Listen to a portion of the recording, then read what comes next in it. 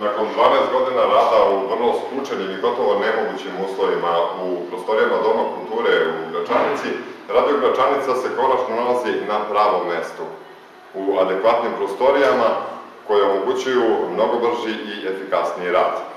Veliki i uduban studio, prostorija za režiju, montaža u kojoj se mogu snimati i cele emisije, kao i prostor za redakciju koji omogućava mnogo brži i precizniji rad i naravno ono što je najneophodnije za novinare, a to je dovoljno koncentracije.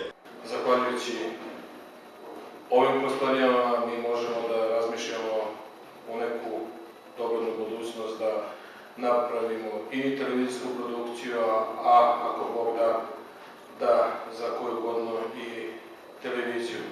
Srbi spravo to zaslužuju na centralnom delu Kosova i Metohije, to je ono što im nedostaje i mi ćemo svim snagama i svim silama raditi na tome da u tome i uspemo.